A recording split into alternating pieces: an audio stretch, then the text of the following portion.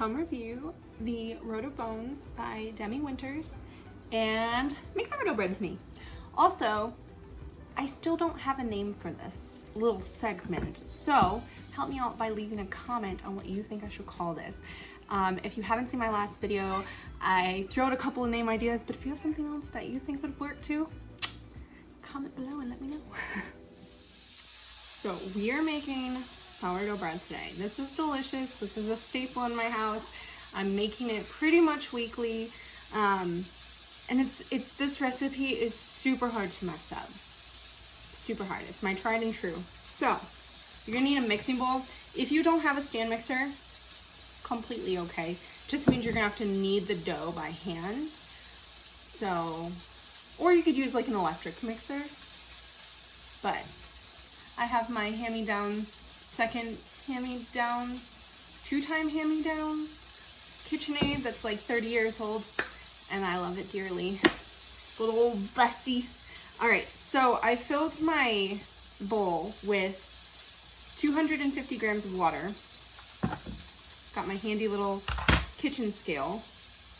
I just measure everything, like I measured my bowl to the measurement that I needed, and just do everything on the scale. I find it's a lot easier, it's quicker, and I don't have to dirty as many bowls, because that, when I'm cooking, my goal is to make the least amount of mess possible because I don't like doing dishes.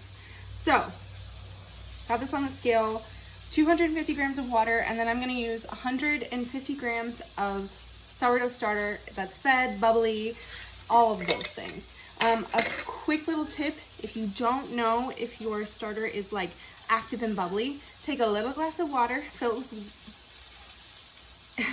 I was gonna say fill it with water, but I literally just said glass of water. Anyway, take a glass of water, take a little bit of your starter with a spoon and put some in the water. If it floats at the top, it's ready, you're good to go. If it floats to the bottom, you might wanna feed it again. So, we're gonna feed this. This is 150 grams of sourdough starter.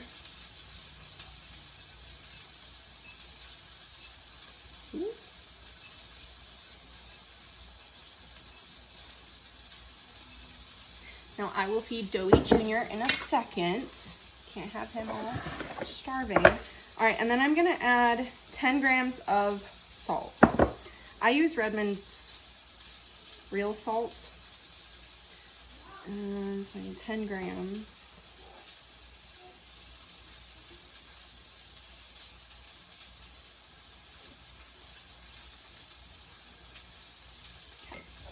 And then I'm gonna have like 24, 25 grams of olive oil. So, back to the book review. I read The Road of Bones by Demi Winters earlier this year. So it's like January. Because I got it as a Christmas gift from my husband. It is a Viking romantasy. And it's so good. It is not what I expected initially. I didn't really know what to expect because I just didn't really know anything about this book going into it. And I really liked it. We'll just put that out there. Okay, so my husband got it for me as a Christmas gift. A quick summary of the book. It's a Viking-inspired romantic fantasy.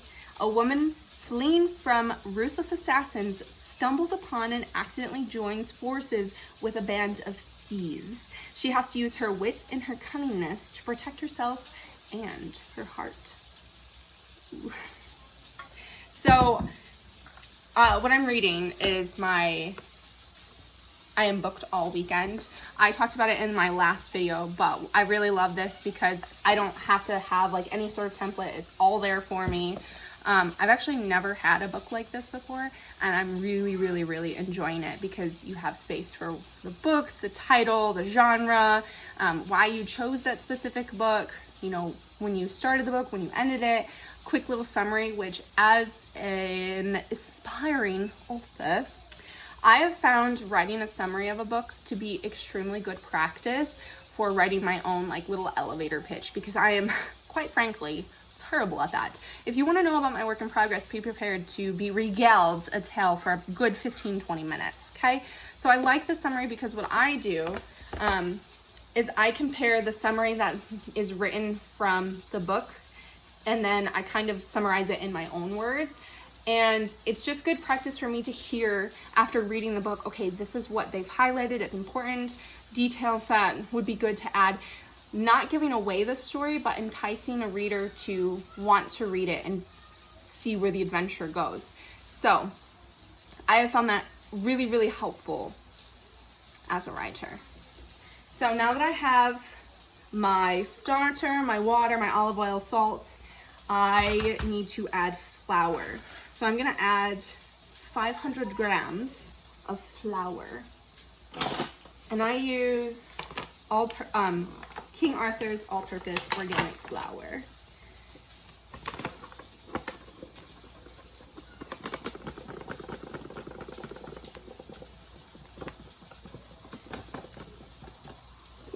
I put way too much. So another thing I like about this journal, or thing that I started doing that I haven't always done, is it gives you space to write your favorite quotes in the books. It gives you space to write just like your highlights of your book, your thought of the book. And that's not really something I've ever done before with reviewing books. I've usually just read a book and then I kind of just move on. So having this actually forces me to sit down and say, okay, let me just reflect on the book that I just read, because I can finish books pretty quickly, and I think sometimes I don't get as much out of the book as I probably could or should, especially because this is, I believe, a 4 or 5 book series, and there's only 2 books out. So I feel like there's probably going to be details that I have missed on my first read through or whatever, and just sitting there reflecting on it is going to help me remember and be even more immersed into the world, into the story. Okay, now that I have my flour, I am going to go put this on our KitchenAid mixer and mix. And I just use my kneading hook the entire time because, like I said, the less dishes I have to do, the better. Again, if you don't have a stand mixer, no worries. You're just gonna have to do this part by hand. So I let it knead for about 5, 6, 7 minutes. So yeah. So, little bit of highlights, what I thought of the book. How did I like it? All of those fun things.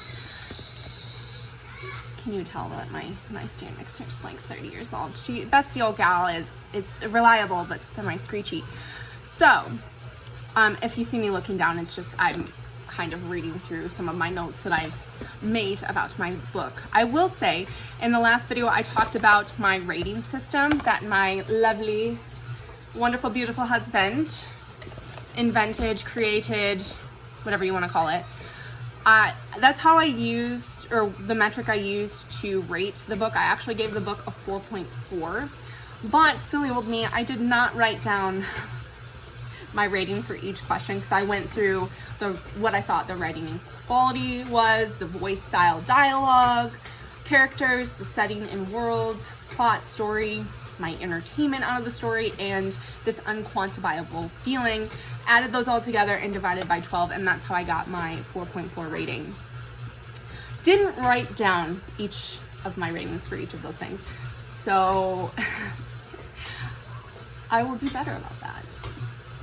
There's a couple of books that I did that with, and I'm not sure why I didn't, and then I started, so as we go along, I will give you my ratings.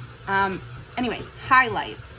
So I thought it was a little slow to start, and not knowing a ton of Norse mythology, the names were interesting to figure out.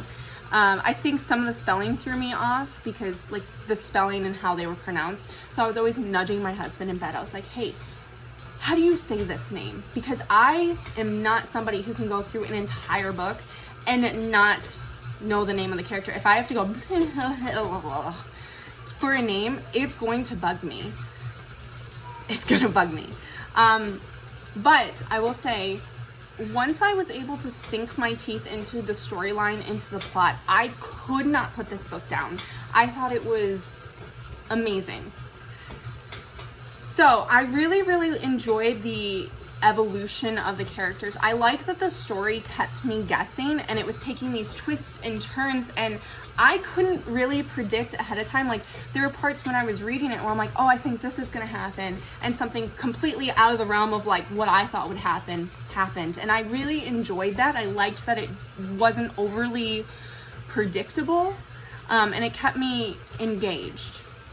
I thought the actual plot line and the story was super refreshing, because there is a lot more, like the romantasy category is growing. I think Sarah J. Maas started a trend, and then also Rebecca Yarros with Fourth Wing, but it's completely different. It's like it's got some of the same elements, but it stands on its own, which I really like, because I think sometimes in this genre some of it feels a little, I don't know, copied maybe.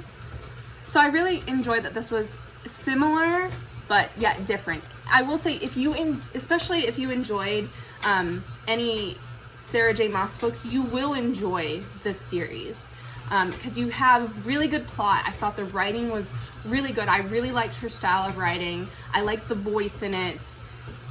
I just thought it was really strong writing. And I think Sarah J. Maas, some people will give her crap about it, but I actually really enjoy her writing. I think it's distinct, and I think it gets some point across without info dumping or anything like that. And so I kind of feel like Demi Winters is very similar in that way, and so I really enjoyed that. So if you like her Sarah J. Maas books, you'll like Demi Winter books, in my opinion. I feel like there was this demarcation line that happened in the book where everything kind of implodes in a good way, not in a bad way, in a good way. And although I kind of got to halfway to the point through the book and I was like, I figure something's gonna happen, and I'm glad it did, because there's like this demarcation point where it's like, ooh, everything has just changed, and I was all for it. So I will say the ending, it only left me wanting more. I finished the book and I was like, oh my gosh, I was kicking and squealing my feet, and I went and immediately bought the second book because I'm like, I have to know. And so I would 100% recommend The Road of Bones by Demi Winters. If you are a romantasy person, I think you would really enjoy this. You got a little bit of that steaminess, and you have that plot and story, which is just so good. So I 100% would recommend. Okay. Now we're gonna jump back over to the bread, and we're gonna clean this thing off. My little dough hook. Okay, so now you should have a pretty nice ball of dough. You don't want it to be too sticky. If it's sticking really heavily to your fingers, make sure you add a little bit more flour, because it should be, it's like kind of like a, I don't want to say Play-Doh, it's a little softer than Play-Doh, but it's not sticking to my hand, which is good. That's a good sign. You have a good consistency. If it's really crumbly and dry, just add a titch more water. So now that we've gotten to this stage, all we're gonna do is get a damp towel and cover. So we're gonna take our damp little towel and we're going to cover the bowl and let it sit and double in size. So depending on the temperature outside, that is going to determine how long your bread will take to rise. If you're in a warmer climate area or your temperature is really warm, it's going to rise a lot quicker than if it's like 30 degrees out. So just keep that in mind. A lot of times I will make this at night, just let it sit out on my counter, and then make it in the morning. Or what you can do is you can do a longer bulk rise in the fridge. So when you put sourdough in the fridge like this, it just slows the fermentation process. So if you can't make it for a couple of days, you can toss the puppy back in the fridge. You can toss this little puppy in the fridge and let it sit for a few days. You can let it sit for like 48 to 72 hours, and before you really should bake it. If you have to wait longer than that, I would try freezing it to make it a later date, but yeah. So I'm just gonna let this sit until it doubles in size, and then we shall bake it. Okay, so I let the bread sit overnight. I ended up putting mine in the fridge just so it wouldn't over poof. Oh yeah? And the castle fell down to the bad guy of the army. Oh, okay. So now that this is poofed, I'm going to shape it and get it ready to put in my Dutch oven. So I put parchment in mine just to make it easier to get in and out. It's easier to get in and out? And when you scrunch the paper up, you can work with it better. So while I'm shaping it, a couple of my favorite quotes from the book was, "You are a comfort and a curse. Let them think us lambs when truly we are wolves."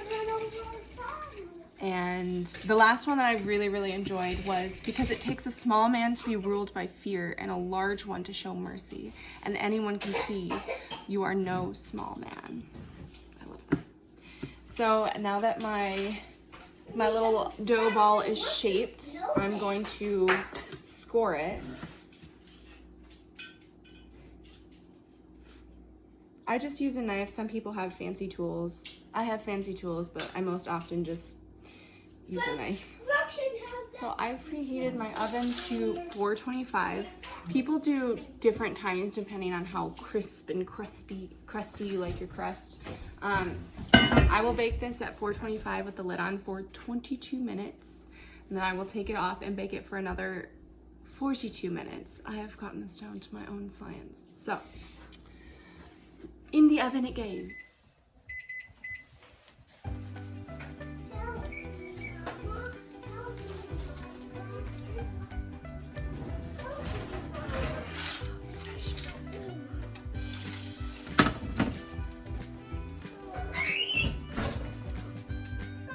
Happy bread eating.